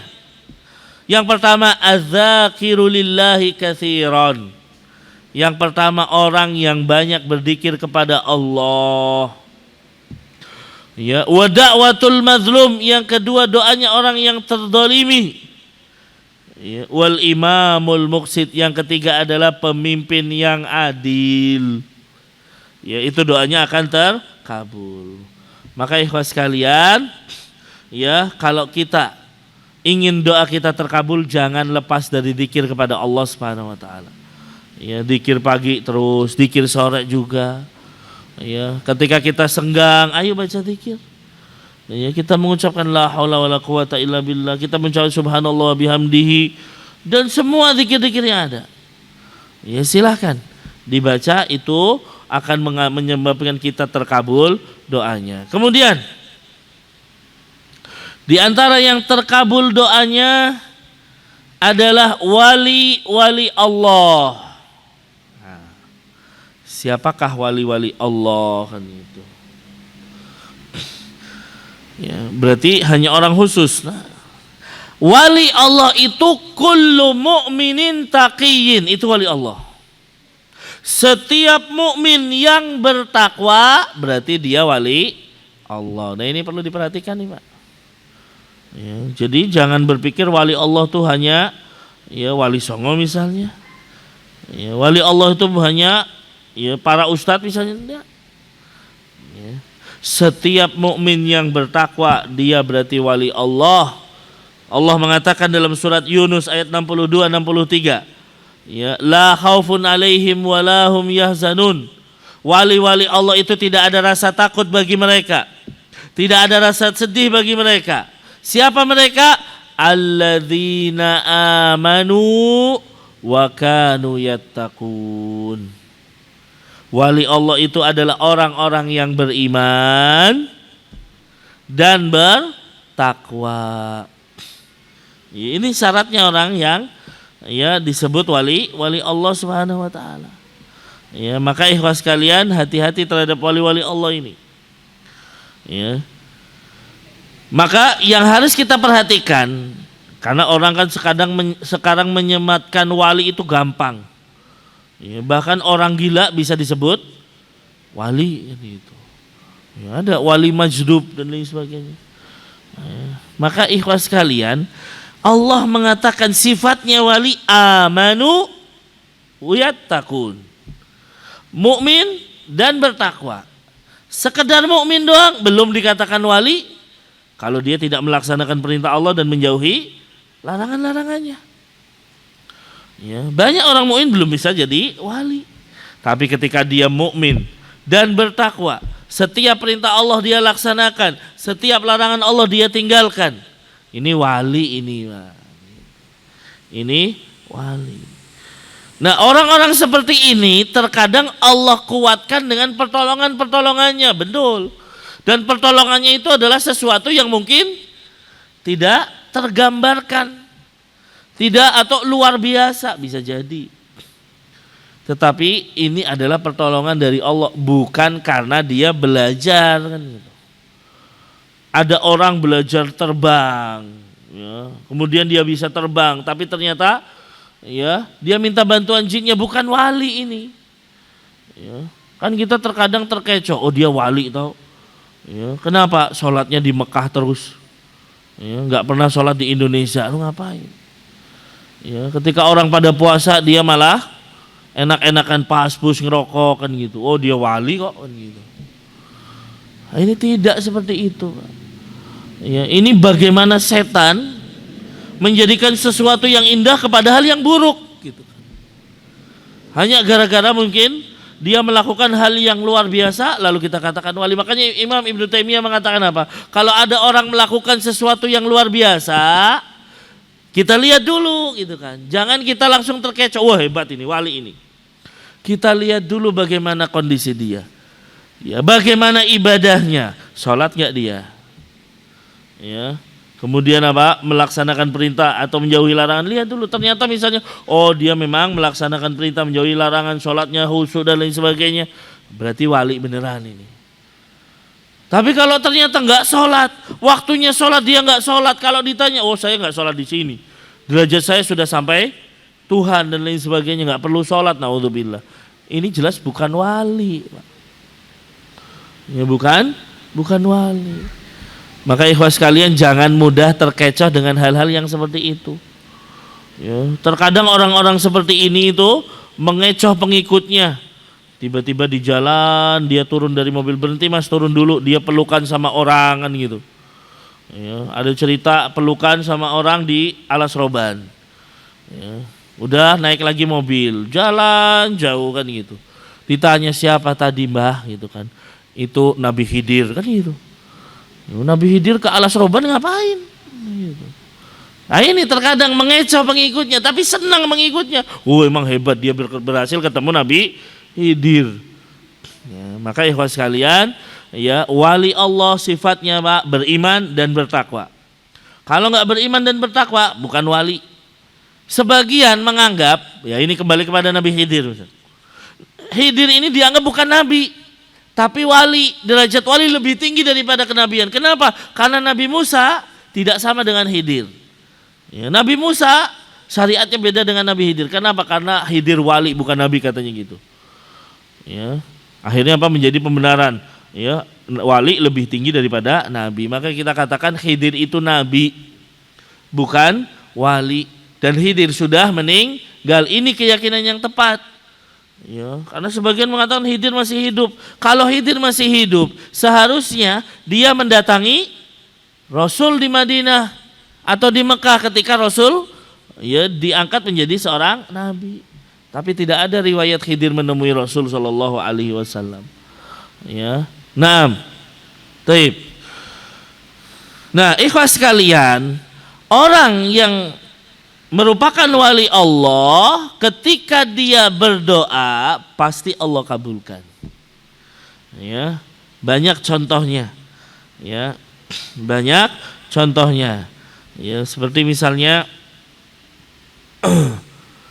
seorang sahabat, ya, sahabat kan jelas wali Allah Subhanahu wa taala.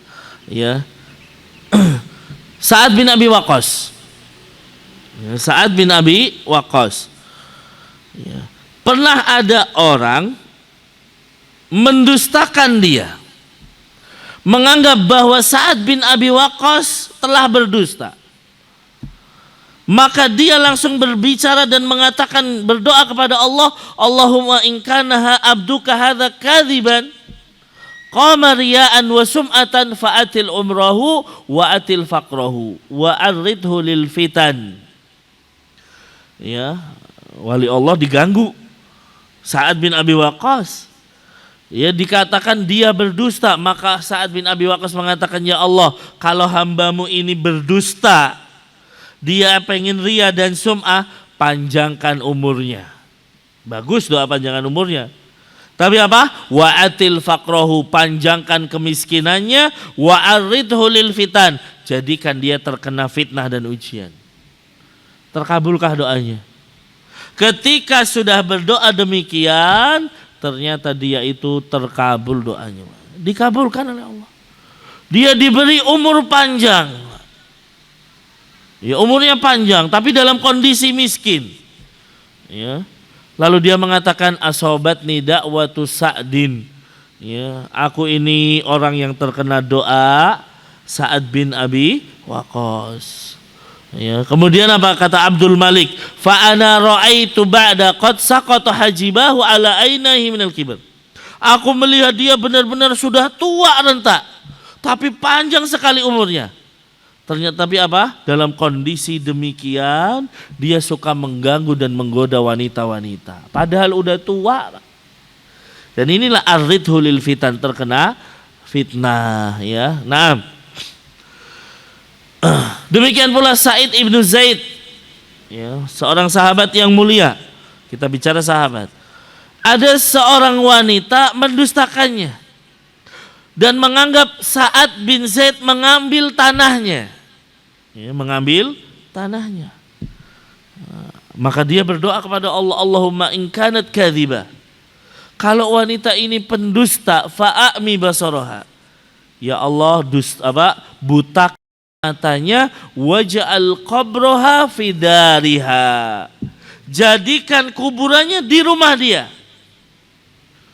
Maka ya, seorang sahabat mengatakan fara'aituha amyan taltamisul jidar. Aku melihat wanita ini kondisinya buta dan dia selalu memegang-megang tembok, Pak. Dengan mengatakan saya terkena doa Sa'ad ibnu Zaid.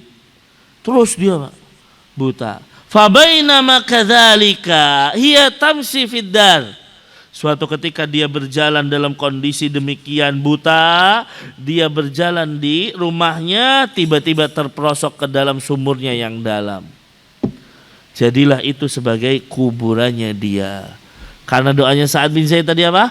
Jadikan kuburannya di rumahnya. Orang sudah gak mau menolong di kuburannya, gak menolong, kita masuk ke dalam sumur yang dalam, Pak. Akhirnya udah dikubur di situ.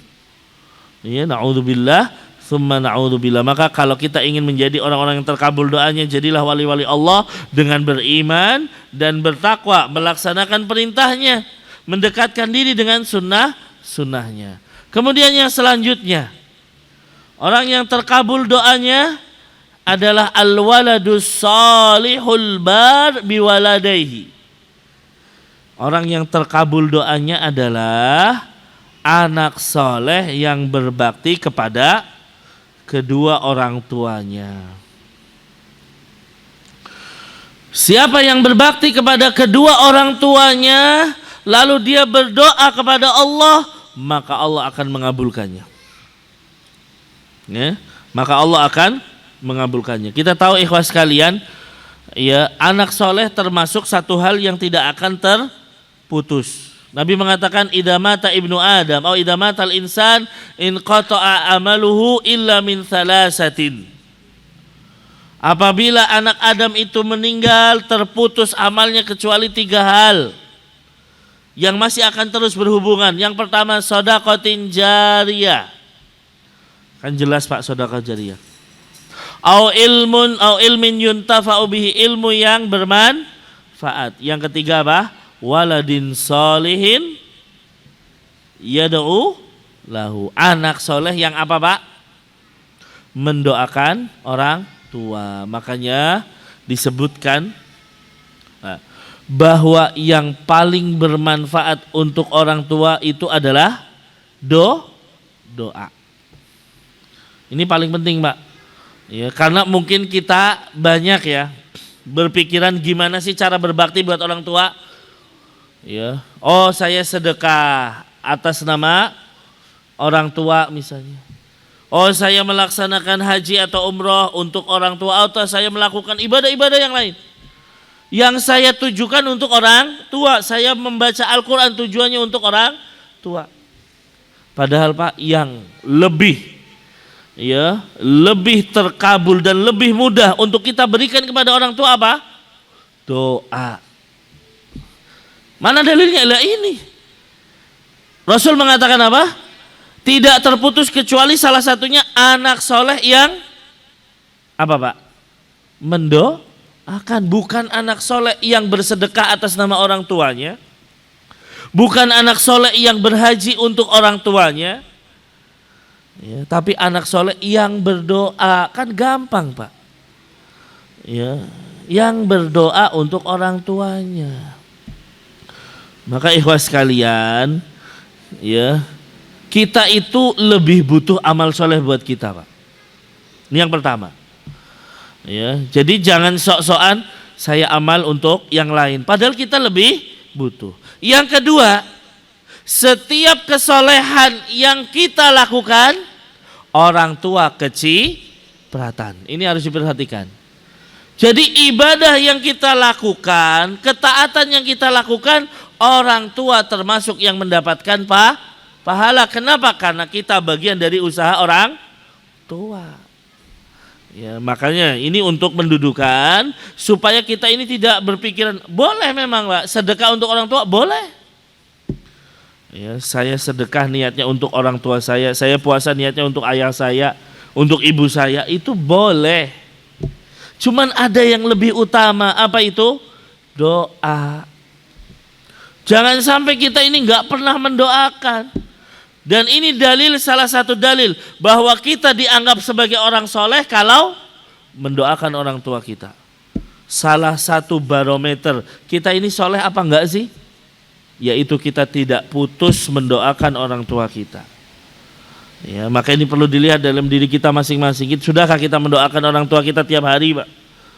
Ya, tiap doa-doa kita. Kalau enggak, ya berarti kita jauh dari kata kesolehan. Ya. Maka ikhwah sekalian, anak soleh itu doanya tidak akan tertolak. Ya, seperti 3 orang yang masuk ke dalam gua, salah satunya adalah orang yang berbakti kepada orang tua.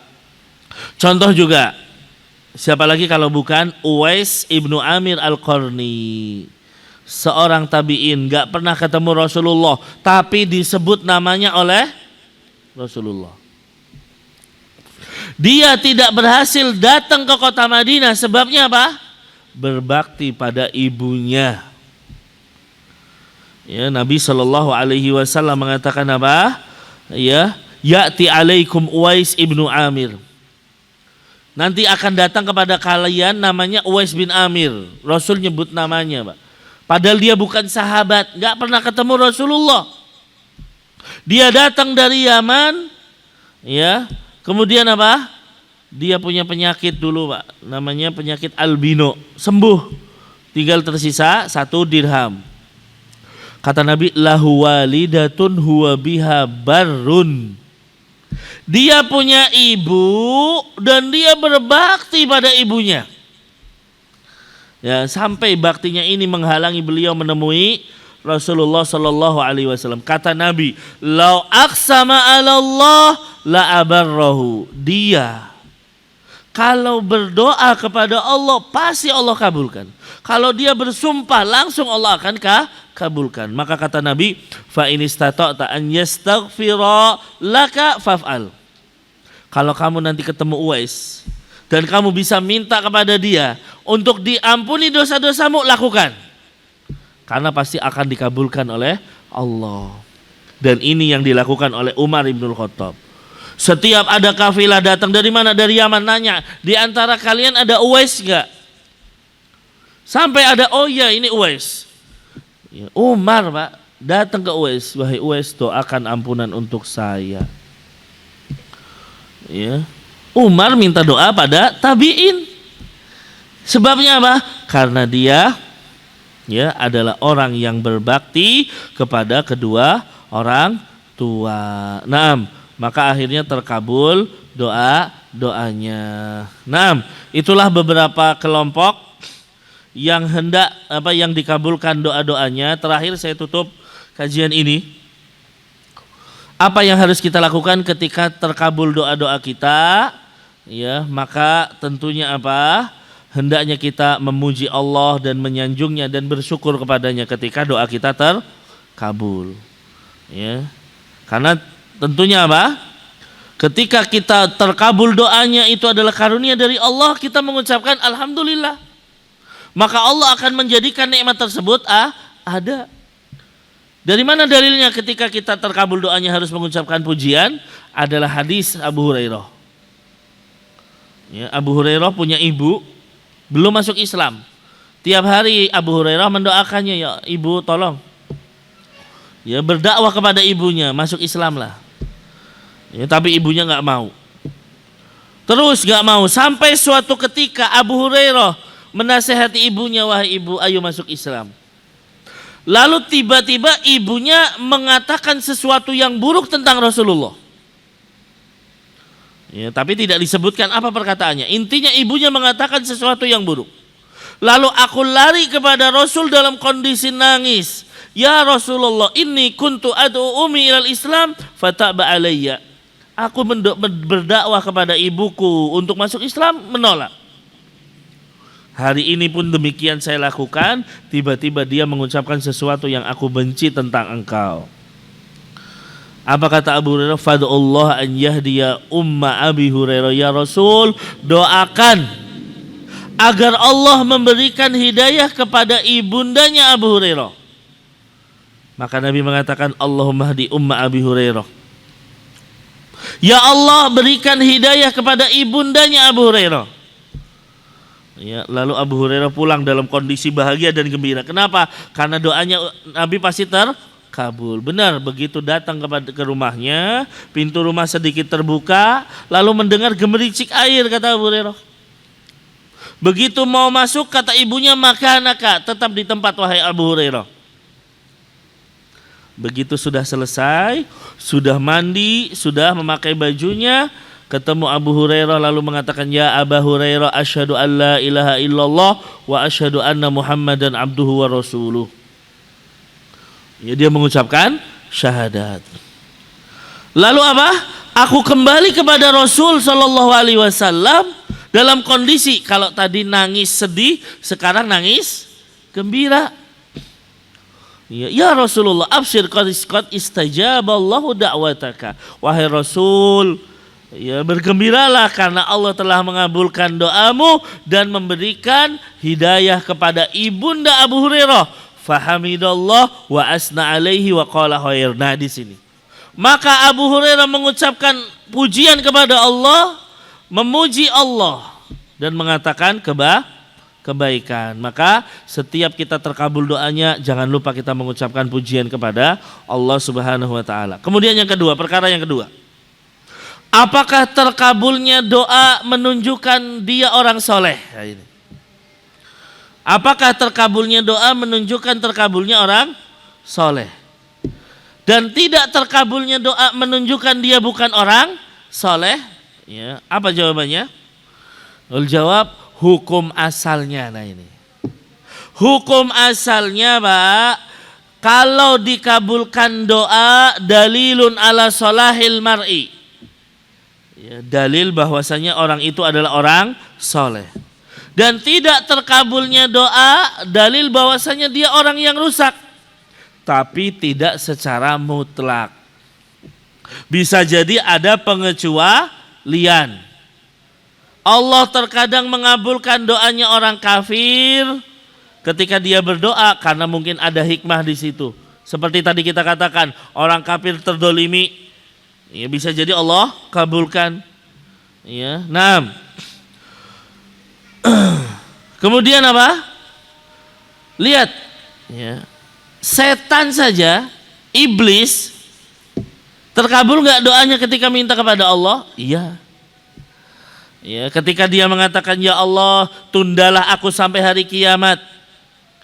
Ya, tundalah aku kematianku sampai hari kiamat. Allah kabulkan nggak?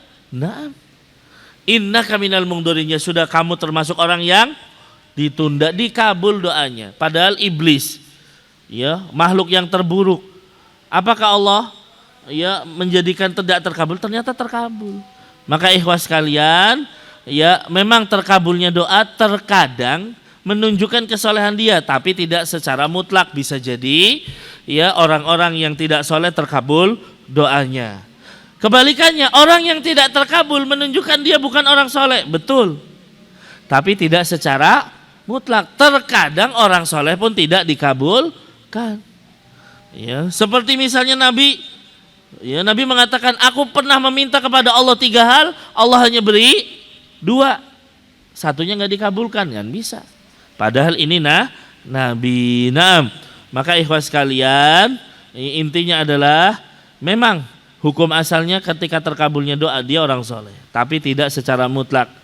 Ya, memang orang yang tidak dikabulkan doanya dia bukan orang soleh, tapi tidak secara mutlak. Terkadang orang soleh pun tidak terkabul doanya karena hikmah. Ya, bisa jadi tadi kan doanya disimpan oleh Allah di akhirat atau dipalingkan dari keburukan yang semisalnya. Wallahu a'lam bishawab. Ya, ini mungkin yang bisa saya sampaikan di kesempatan kali ini. Ada tanya jawab atau udah saya sudahi, Pak? Cukup ya, Pak Agus ya? Ada tanya jawab?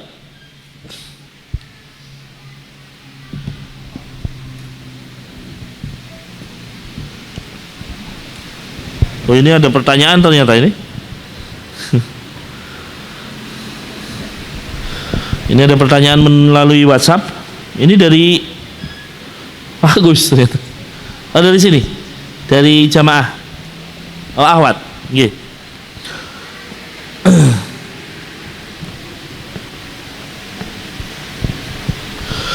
Izin bertanya Ustadz, bolehkah menggunakan amalan soleh yang diyakini amalan paling ikhlas yang pernah dilakukan untuk wasilah berdoa dan dilakukan berulang-ulang karena dia merasa kalau berwasilah dengan amalan tersebut mudah terkabul. Nah, ini berarti pertanyaan tentang wasilah, Pak.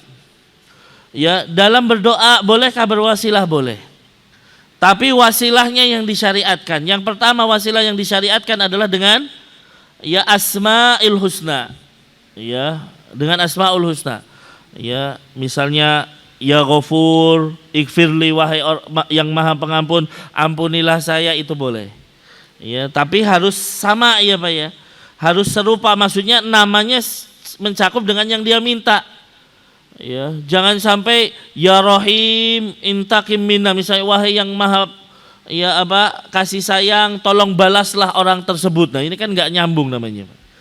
Jadi nama dan yang diminta harus nyambung. Ya, wahai Zat yang Maha Pengampun, ampunilah saya. Wahai Zat yang Maha Penyayang, sayangilah saya, kan gitu. Ya, jangan kebalik, wahai Zat yang Maha Pengampun, tolong binasakan tetangga saya, kan gitu. Berarti jauh dari yang dia minta, enggak bisa ini. Ya, jadi bisa wasilah yang pertama dengan apa?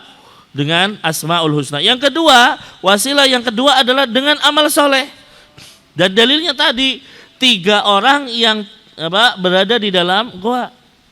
Dia berdoa dengan amal solehnya. Saya pernah melakukan ini ya Allah. Kalau ini ikhlas karena Engkau, tolong kabulkanlah.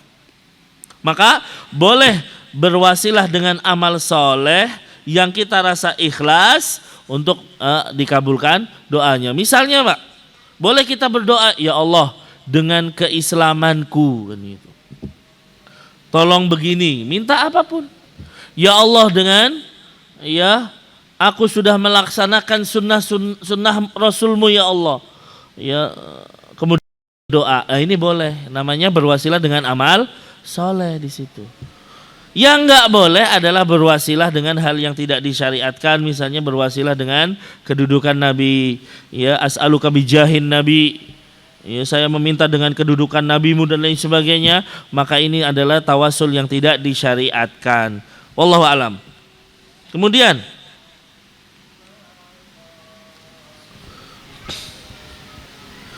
ada seorang istri yang bertauhid, masya Allah, dengan tauhid yang benar, beribadah semua yang wajib dan ibadah-ibadah sunnah, rajin berzikir pagi dan petang. Apakah jika dia berdoa akan terkabul? Sedangkan istri tersebut meremehkan dan kurang mensyukuri dan sering menyakiti suami. Wah, ya gimana ini Pak? Taib.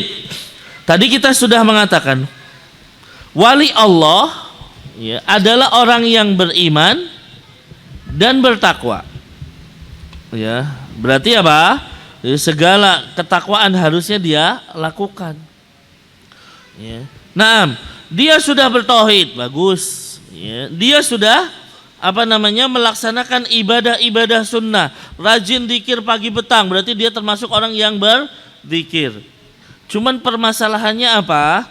Kok dia suka menyakiti suami? Nah, ini bahaya, Pak. Ya, ini adalah satu hal yang bahaya. Nabi mengatakan apa?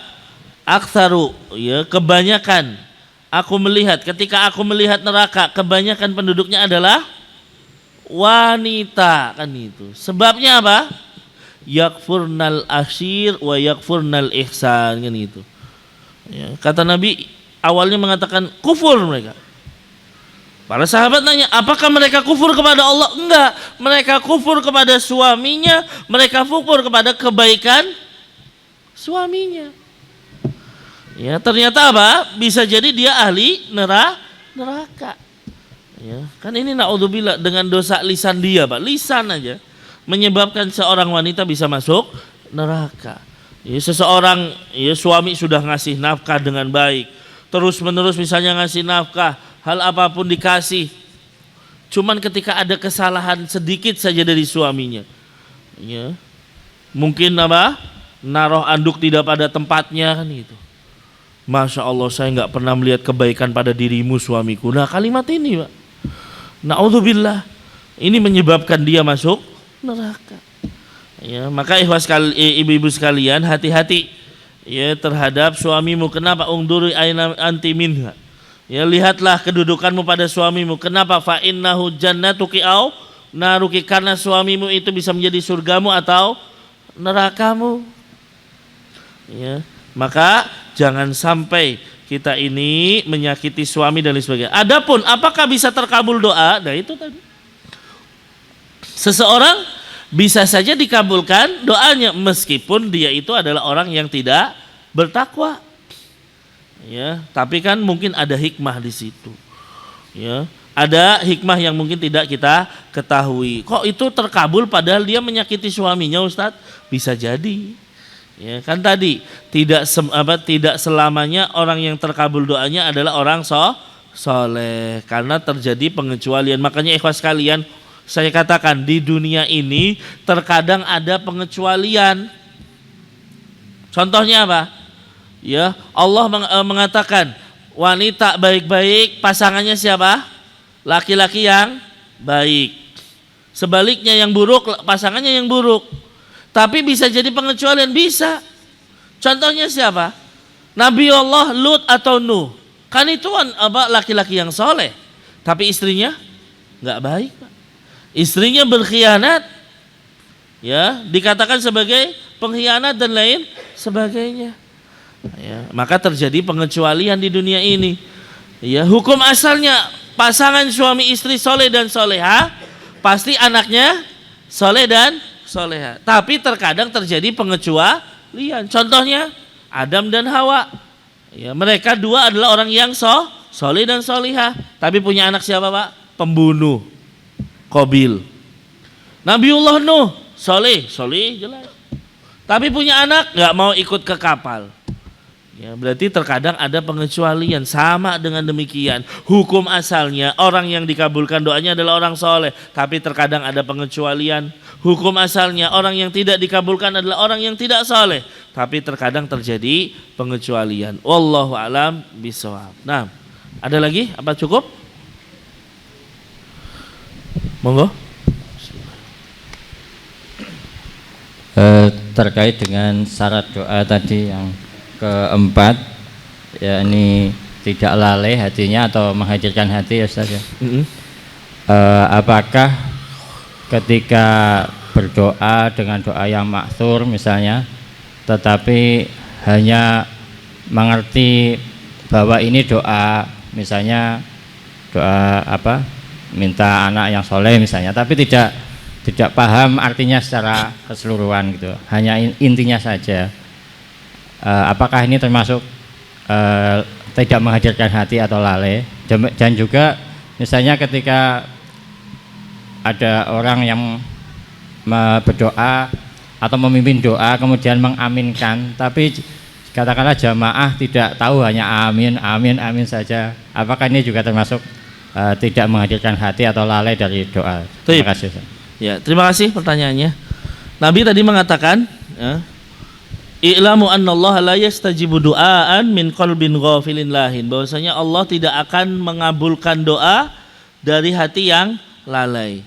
Lah bagaimana kalau kita mengucapkan doa tapi nggak tahu artinya? Nah, ini juga, Pak. Ya, maka termasuk berarti tidak paham dengan hal tersebut. Karena, Pak, antara yang kita ucapkan dengan lisan kita dengan yang di hati hendaknya selaras. Ya, Kita mengatakan ya Rabbana atina fid dunya hasanah wa fil akhirati hasanah. Tapi kita nggak tahu apa sih maksudnya Rabbana atina fid dunya hasanah dan lain sebagainya. Ya, maka khawatirnya wallahu alam kita masuk dalam kategori ini. Oleh karena ini pentingnya kita mengetahui bahasa Arab. Loh Ustaz, kita sudah tua dan lain sebagainya. Ya minimal apa Pak? Doa-doa yang kita baca dengan bahasa Arab itu tahu artinya.